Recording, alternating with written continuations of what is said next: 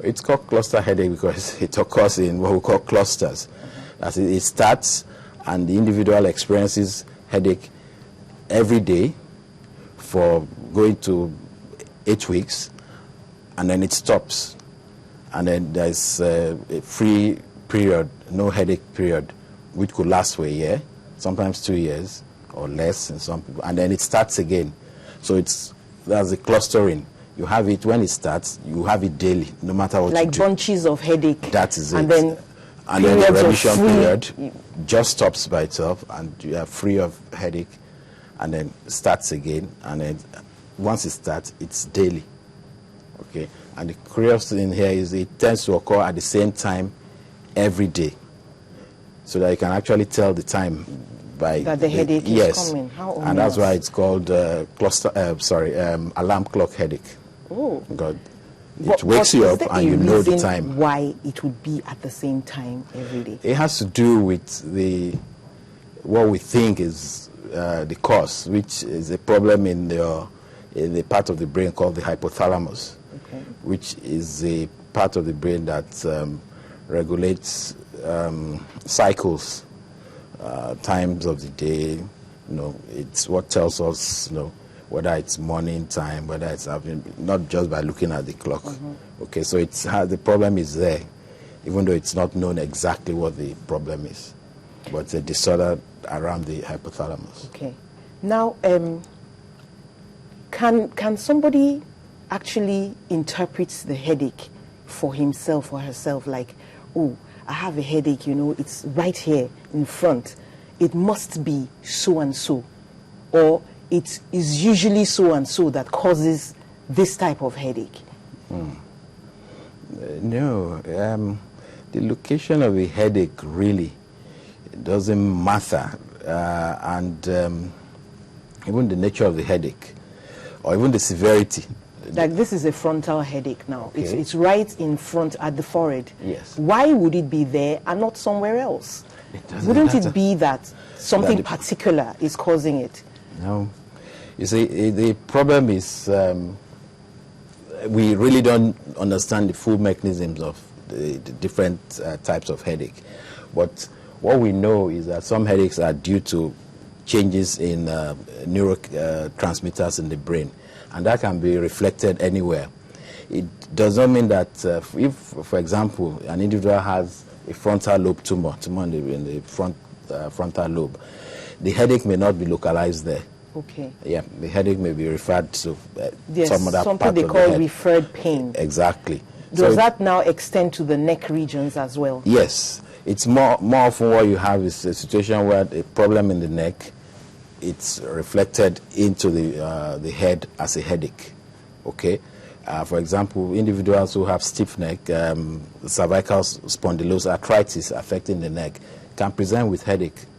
All right, so you need to look at the neck when you are evaluating a patient who has it. Even though the headache will probably be more in the posterior part rather than in front.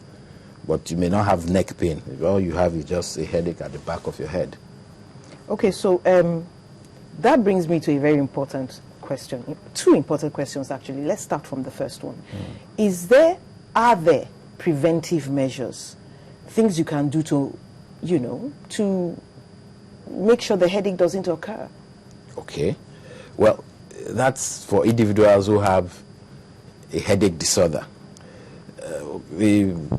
Most people have occasional headaches. Really you really don't need to do much.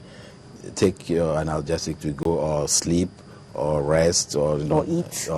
Yes, sometimes, or drink fluids. Yes, yeah. So, but people have a headache disorder. Yes, there are some preventive measures. First thing we advise is to keep a headache diary. Okay, that means you need to note how frequent the headaches are, the times of the day, what you are doing when the headache occurs. This gives us an idea of the precipitating factors in that particular individual. It varies from person to person. Okay, so when we look at that, we can actually say, okay, your headaches are actually because you work late in the night, or you watch too much television, not channels, sorry. Okay, and so we can have an idea, or maybe you are skipping meals. Okay. Yes. So we talk about lifestyle modifications that can help in preventing headaches.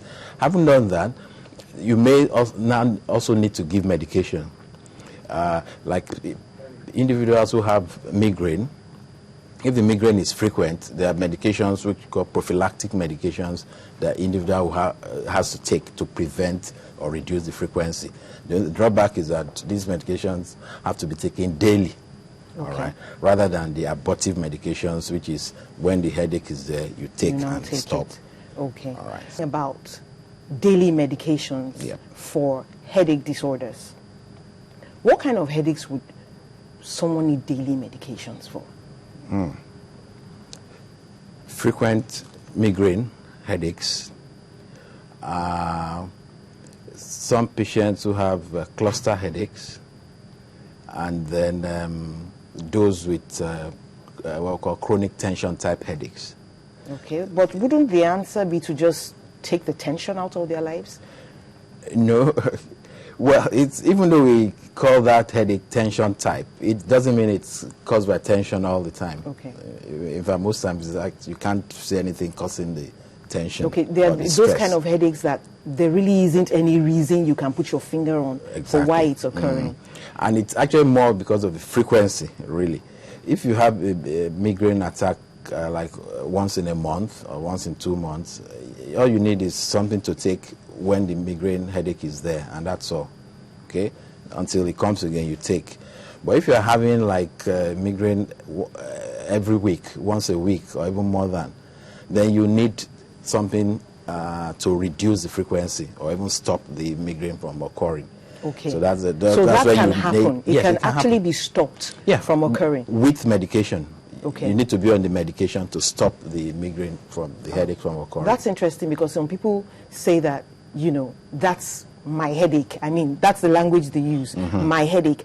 And they talk about migraine like they can foresee when it's coming. Like they have certain feelings and certain symptoms before it actually comes. Yes, there are several phases of a migraine headache. There's what you call the prodromal phase or stage. That can occur hours or a day or two even before the headache starts. The individual may wake up feeling unusually elated, happy, or depressed. Happy? Yes. And from the person's experience, she will know that I'm going to have my headache today. Just the fact that you wake up and you are not, you are happier than you are normally. Or on the other hand, you feel depressed or moody, or just not comfortable, not your normal self. That's the prodromal stage. And by the time somebody has experienced it 2-3 times, she will know that, okay, this is what comes on, starts before I have my headache. Yes. So that means that this kind of individual can actually nip it in the bud. Well, yeah. Or is it at that stage, there's no going back? No. It's not that there's no going back. You can prepare for it.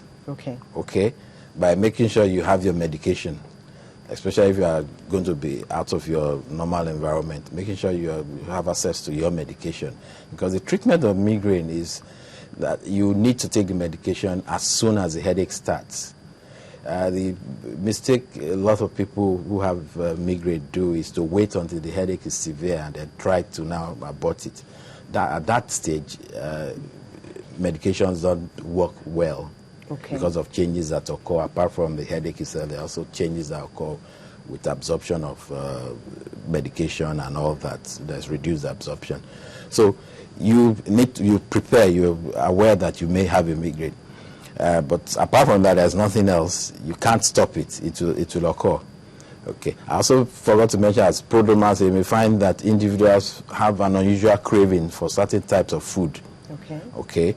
And that's why they tell you that it's when they took chocolate that they have a headache, or when they took ice cream. So they think that it's the chocolate that probably caused in some the it is, but most times it's not. It's actually the craving that accompanied the prodromal stage. Okay. So you spoke of other stages. yes, then there is the aura. The aura stage. Now it doesn't occur in everybody with migraine. Some, about a third of people with migraine will have an aura, and that aura will occur within about 60 minutes before the headache.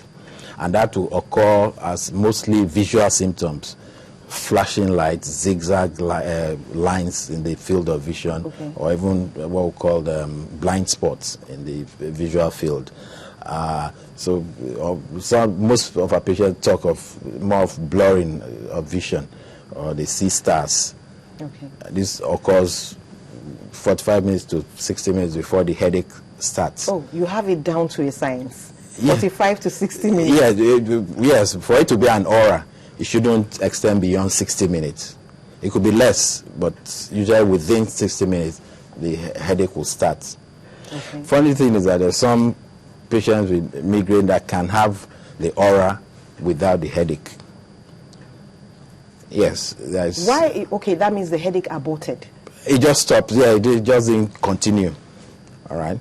So that's why we say migraine is not just headache. It's more than that. What if somebody has an aura, which is not going to result in a headache? But you don't know. Already popping pills. No, that's why you wait until the headache starts before you take the pill. Okay, so this Not is the, with the aura. that's the significance of the diary that the person now keeps. So you make sure you don't overdose on something that was not needed in the first place. Exactly. Okay. Yeah. Now, what is the significance of headaches in pregnancy, for example, or is it just like every other headache any other time? I think the problem with pregnancy, which it cuts across other illnesses, is the fact that when you take medication, you need to worry about the effect of the medication on the growing fetus. That's the only thing. And also that during pregnancy, there are a lot of hormonal changes and all that, which can affect your headache in different ways. It could make your headache more frequent if you are a migraineur, or it could make your headache less frequent. It's very unpredictable. But the most important thing is this issue of whether the medication you are going to take is safe. That's for when a person is pregnant. Yes. But otherwise, the headaches are the same.